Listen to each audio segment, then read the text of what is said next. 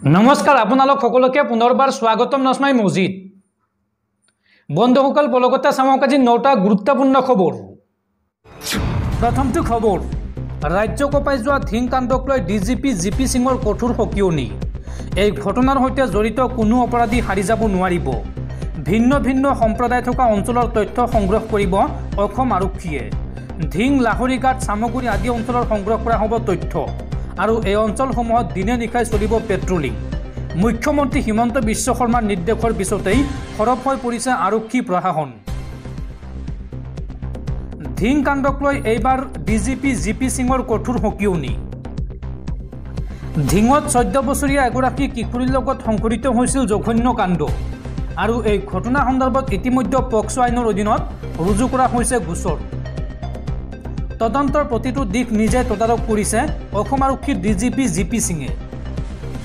মুখ্যমন্ত্ৰীৰ নিৰ্দেশত ইতিমধ্যে ঘটনাস্থলীত উপস্থিত হৈছিল ডিজিপি জিপি সিং আৰু বৰ্তমান সময়ত ঘটনা সন্দৰ্ভত আটক কৰা হৈছে এজনক।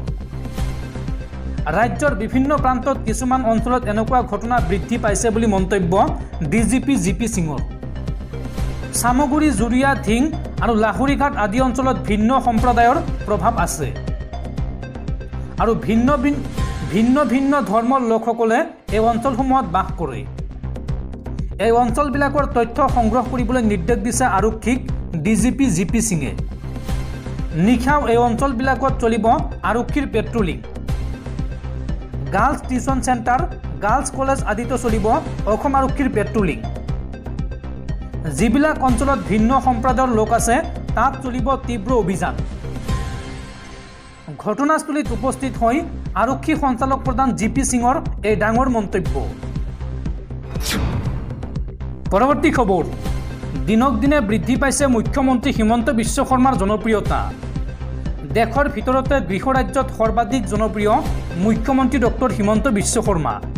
দেশৰ প্ৰতিষ্ঠিত সংবাদ প্ৰতিষ্ঠান ইণ্ডিয়া টুডেৰ চি ভোটাৰ এমটিয়ান ছাৰ্ভে প্ৰকাশ কৰিলে মুখ্যমন্ত্ৰীৰ এই জনপ্ৰিয়তাৰ কথা।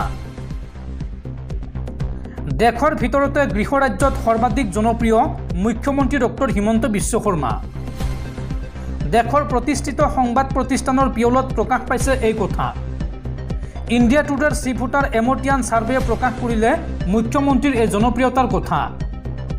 গৃহ ৰাজ্যত জনপ্ৰিয় মুখ্যমন্ত্ৰী ডক্টৰ হিমন্ত বিশ্ব শৰ্মা।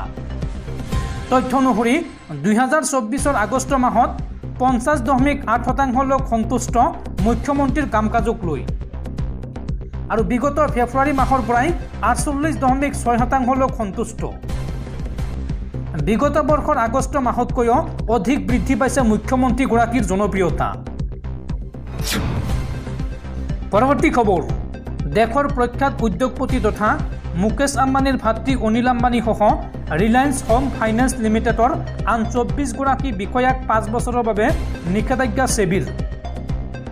এই 5 বছৰত কোনো কোম্পানীৰ সঞ্চালক অথবা প্ৰবন্ধকৰ পদত বহিব নোৱাৰিব অনিল আম্বানী। অনিল আম্বানীক 25 কোটি টকাৰ জৰিমনা সেবীৰ। ৰিলায়েন্স হোম ফাইনেন্স লিমিটেডৰ ধন অপব্যৱহাৰৰ অভিযোগত এই শাস্তি সেবীৰ। দৰ্শকসকল আৰু বহুতো গুৰুত্বপূৰ্ণ খবৰ আছে। তাৰ আগতে আপোনাক জনাওঁ যে যদি আপুনি এতিয়ালৈকে এইটো ভিডিঅ'ত লাইক কৰা নাই তেন্তে এতিয়াই ভিডিঅ'টোত লাইক কৰি দিয়ক আৰু এনেকুৱা ধৰণৰ ভিডিঅ'সমূহ নিতৌ চাবলৈ চেনেলটো ছাবস্ক্ৰাইব কৰি কাষত থকা বেল আইকনটো প্ৰেছ কৰি ৰাখক। পৰৱৰ্তী খবৰ, ৰাজ্য কঁপাই যোৱা ধিং কাণ্ডক লৈ এইবাৰ গৰজি উঠিছে সৌদ অসম সংখ্যালঘু ছাত্ৰ সন্থা চমুকৈ আমছু। ধিং কাণ্ডক লৈ মুছলমান সমাজলৈ বিশেষ আহ্বান আমছুৰ। ধিঙৰ ঘটনাক লৈ ৰাজপথলৈ ওলাই আহক ৰাজ্যৰ সংখ্যালঘু সমাজ আৰু অপৰাধীক কঠোৰৰ পৰা কঠোৰতম শাস্তি দিয়াৰ মুখ্যমন্ত্ৰীলৈ দাবী আমছুৰ। ধিং কাণ্ডক লৈ এইবাৰ সৰব হৈ উঠিছে আমছু। অপৰাধীক কঠোৰৰ পৰা কঠোৰতম শাস্তি দিয়াৰ দাবী আমছুৰ। অন্যথা এনে বৰ ঘটনা বৃদ্ধি পাই গৈ থাকিব। গৃহ বিভাগৰ বাবেই ৰাজ্যত বাঢ়িছে এনে ঘটনা। অপৰাধীৰ কোনো জাত পাত ধৰ্মৰ কথা নাই। অপৰাধী যি সম্প্ৰদায়ৰো নহওক কিয় কঠোৰৰ পৰা কঠোৰতম শাস্তি দিব লাগে। শাস্তি ইমানেই কঠোৰ হওক যে অপৰাধ কৰাৰ আগতে অপৰাধী এশবাৰ চিন্তা কৰক। সংখ্যালঘু সমাজলৈ এই সন্দৰ্ভত বিশেষ আহ্বান আমছুৰ। সংখ্যালঘু সমাজ সচেতন হ'ব লাগে। অপৰাধীক কোনো ধৰণৰ ৰক্ষণাবেক্ষণ দিয়াৰ প্ৰয়োজন নাই সংখ্যালঘু সমাজ বা আন কোনো। অপৰাধীক আৰক্ষীৰ ওচৰত গতাই দিয়ক। সংখ্যালঘু অঞ্চলত ইয়াৰ বিৰুদ্ধে প্ৰতিবাদ হ'ব লাগে। অপৰাধীৰ বিৰুদ্ধে যিমান কঠোৰ ব্যৱস্থা গ্ৰহণ কৰিব তাৰ সমৰ্থনত আছে আমছু। আমছুৰ সভাপতি ৰেজাউল কৰিম চৰকাৰৰ ধিংকাণ্ড সন্দৰ্ভত এই মন্তব্য। পৰৱৰ্তী খবৰ, অসমকে ধৰি দেশৰ 18খন ৰাজ্যৰ মুখ্য সচিবক উচ্চতম ন্যায়ালয়ৰ চমন। ন্যায়ালয়ত হাজিৰ নহ'লে জাৰি কৰা হ'ব গ্ৰেপ্তাৰী পৰোৱানা।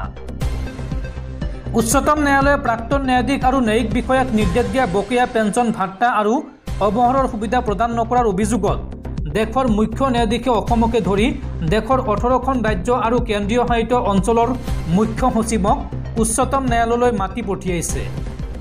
মুখ্য সচিবে ভাত্তা আদায় দি ব্যক্তিগতভাৱে হাজিৰ হৈ সেয়া জনাব লাগিব। এই নিৰ্দেশ দিয়া মুখ্য ন্যায়াধীশ DY চন্দ্ৰচূড়ে।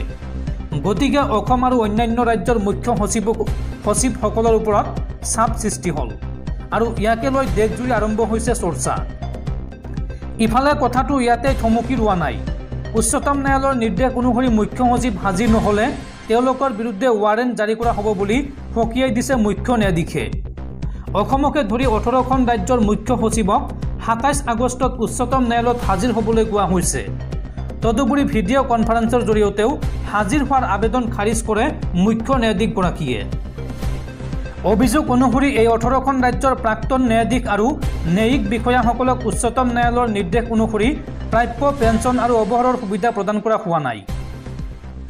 আনহাতে সৰ্বভাৰতীয় ন্যায়াধীশ সন্থাই উচ্চতম ন্যায়ালয়ত অভিযোগ কৰে যে উচ্চতম ন্যায়ালয়ৰ কেইবাটাও নিৰ্দেশৰ পিছতো ৰাষ্ট্ৰীয় ন্যায়িক দৰমহা আয়োগৰ পৰামৰ্শ অনুসৰি 18খন ৰাজ্যই অৱসৰপ্ৰাপ্ত ন্যায়াধীশ আৰু ন্যায়িক বিষয়াৰ পেঞ্চন নিৰ্ধাৰণ কৰা নাই। সেয়েহে উচ্চতম ন্যায়ালয়ে মুখ্য সচিবক নিৰ্দিষ্ট নিৰ্দেশ দি আদালতত হাজিৰ হ'বলৈ নিৰ্দেশ দিয়ে। এনে ঘটনা পোহৰলৈ অহাত এই 18খন ৰাজ্য যথেষ্ট চাপত পৰিছে। উচ্চতম ন্যায়ালয়ৰ মুখ্য ন্যায়াধীশে নিৰ্দেশ দিয়ে যে মুখ্য সচিবগৰাকী নিৰ্দিষ্ট তাৰিখত হাজিৰ নহ'লে তেওঁৰ বিৰুদ্ধে জামিনবিহীন গ্ৰেপ্তাৰী পৰোৱানা জাৰি কৰা হ'ব। তদুপৰি পেঞ্চনৰ নিশ্চয়তা কিয় দিব পৰা নগ'ল? এই প্ৰশ্নৰ উত্তৰ 27 আগষ্টৰ শুনানিৰ দিনটোত ব্যক্তিগতভাৱে হাজিৰ হৈ মুখ্য সচিবসকলে দিব লাগিব। গতিকে কোনো অজুহাত যে কাম নকৰে সেয়া নিশ্চিত। পৰৱৰ্তী খবৰ, আইন কিয় লাগে? আৰক্ষীৰ হাতত বন্দুক আছেই। ধিংকাণ্ডৰ ৰাজ্য জোকাৰি যোৱাৰ সময়তে এই তাৎপৰ্যপূৰ্ণ মন্তব্য মুখ্যমন্ত্ৰী হিমন্ত বিশ্ব শৰ্মাৰ। আইন কিয় লাগে? আৰক্ষীৰ হাতত বন্দুক আছেই। পুনৰ কঠোৰ মুখ্যমন্ত্ৰী হিমন্ত বিশ্ব শৰ্মা। হিমন্ত বিশ্ব শৰ্মাই মন্তব্য কৰি কয় যে সকলো আৰক্ষীৰ হাতে হাতে বন্দুক, পিষ্টল আৰু মেচিন গান আছে। ধৰ্ষণকাৰীৰ বিৰুদ্ধে নতুন আইন কিয় লাগে? ধৰ্ষণকাৰীৰ বিৰুদ্ধে কঠোৰ হ'ব লাগে চৰকাৰ।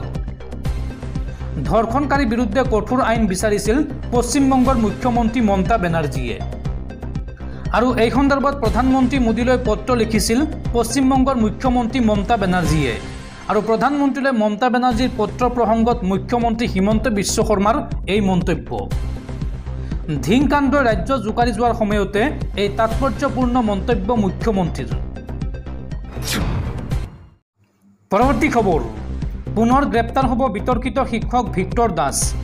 মুখ্যমন্ত্ৰী হিমন্ত বিশ্ব শৰ্মাক অশ্লীল ভাষাৰে গালিগালাজ কৰি বিপদত বিতৰ্কিত শিক্ষক ভিক্টৰ দাস। ভিক্টৰ দাসৰ বিৰুদ্ধে ৰাজ্যৰ 2খনকৈ আৰক্ষী থানাত 2টাকৈ গোচৰ ৰুজু।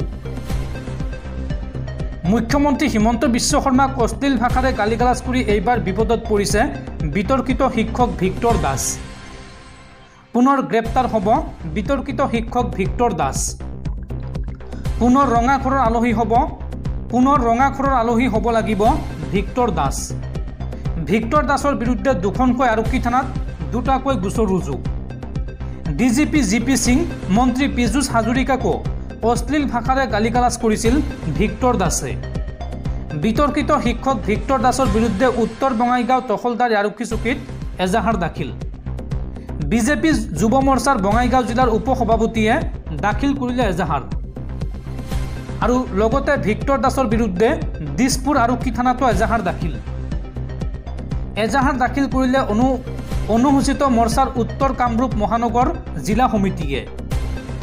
উল্লেখযোগ্য যে এক ফেচবুক লাইভৰ জৰিয়তে মুখ্যমন্ত্ৰী হিমন্ত বিশ্ব শৰ্মা, ডিজিপি জি.পি. সিং আৰু মন্ত্ৰী পীযুষ হাজৰিকাক চৰম অপমান কৰিছিল ভিক্টৰ দাসে। পৰৱৰ্তী খবৰ, উজনি অসমত এইবাৰ আৰম্ভ হ'ল মিয়া হাটাও অভিযান। উজনি অসমত বিভিন্ন কামত নিয়োজিত মিয়াসকলক এসপ্তাহৰ ভিতৰত নিজ ঘৰলৈ উভতি যাবলৈ নিৰ্দেশ। অন্যথা 30টা জনগোষ্ঠীয় সংগঠনে গ্ৰহণ কৰিব ব্যৱস্থা। ধিঙৰ জঘন্য কাণ্ডৰ পাছতে শিৱসাগৰত এই ঘোষণা 30টা জনগোষ্ঠীয় সংগঠনৰ নেতৃত্বৰ।